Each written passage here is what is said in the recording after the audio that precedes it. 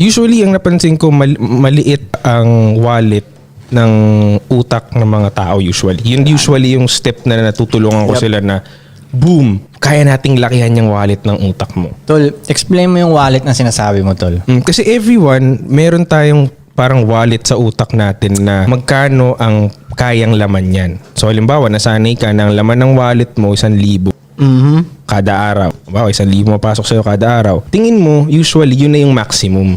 Yun na yung laman lagi ng wallet ko, 1,000. Usually, na-open pa natin yun na ang kaya ng wallet mo sa isang araw, 1,000,000 talaga eh. Tapos magugulat sila, kaya pala nga na they work towards it na pag meron ka palang tinitignan na wallet na kaya mong i-maximize yung 1,000,000 isang araw, kaya mo siya i-achieve. So once napalaki mo yung utak ng tao ngayon, mag-focus na yung utak niya mag-isa, autopilot na yun. Mag-iiba na yung iniisip mo sa gabi bago ka matulog, pagkagising mo. Kasi yung wallet ng utak mo, laki dati, 1,000 lang yung iniisip Parang mo. pinalalaki mo lang yung vision niya, no? Yes. Diba? Yung nakikita niya. Yes. Yung ano. Kasi parang yun, minsan, kaya may makakarinig ako na pangarap ko talaga magkaroon ng bahay lupa, sariling bahay lupa, tsaka kotse. Parang lagi ko naririnig sa mga tao yun eh. Para kapag sa kanila, yun ang achievement. Right. Sa akin, sa mata ko, Tol, hindi nga achievement yan eh. Parang pagiging adult lang yan eh. No, basic yun eh. Bahay, Necessities lupa, of kotse. life. Adult lang yan eh. Adult ka lang yan eh. Diba? Nagigets mo, hindi achievement yan para sa akin ha.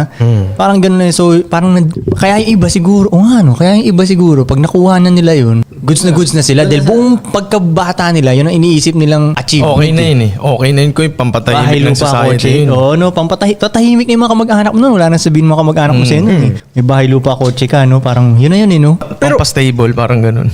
Pero kung isipin mo, kung yun ang achievement na tina-target mo, ang achievement, pag achievement siya, years yun bago makuha kung achievement yun eh. So kung tinitignan mong achievement ang bahay, kotse, yung basic necessities, so ibig sabihin ang tagal mong pagtatrabahuhan? Dapat hindi, no? Kung tingin ko sa bahay, kotse, basic necessity, parang damit, kailangan ko bumili agad niyan. Oo, no? Kasi basic. Ikaw, tingin mo ba achievement yung camera, Kika, o kailangan mo sa negosyo yan? Kailangan ko yan. Kailangan. Di ba? So kung ganun ka mag-isip, achievement mo, medyo mababang bagay lang, di matagal mo siyang pagtatrabahuan. Talaga achievement nga eh. Wala namang achievement na kinabukasan nakuha mo Achieve mo na eh. So ibahin mo yung category ng mga ina-attract mo na bahay, necessity. Kotse, pwedeng necessity kung nasa city ka. Depende naman din sa lifestyle ng tao. We don't judge, right? Pero yun nga, kung ilalagay mo ng category na tama, ano ang achievement mo talaga na gusto na ma-achieve sa buhay? Bahay ba is an achievement for you? Well, if it is, kung masaya ka doon, go ahead. Baka naman yung bahay na sinasabi niya, 300 million yung halangin. Hindi, normal na bahay. You know what I'm saying? Camellia. Pero hindi, kung yun naman yung makakaano sa kanila, makaka-fulfill sa kanila, sila yun, parang ganun. Yes, pero we're talking about the hustlers here. Siyempre, dito tayo sa group. Kumbaga, bilib nga ako sa kanila na ganun sila eh. Bilib ako na, sa totoo lang, bilib ako sa kanila na ganun sila. Kasi ako hindi ko kaya yun eh. Madali silang Hindi ko sumaya. kaya yun. Parang, di ba nagigets mo? Parang, bilib ako sa'yo na kaya mong ganyan.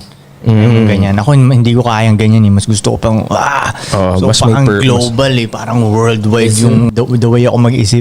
Right. Hindi nationwide yan, worldwide. Parang ganun. Mismo. Ganun ako. Malaking Solomon tayo. Malaking So kung gano'n kayo mag-isip, kami yung pwede nyo makausap. Kung gusto nyo ng gigil kausap, na gusto nyo mapalaki yung wallet ng utak nyo, gigil. kami yun. Like, parang the world is our oyster.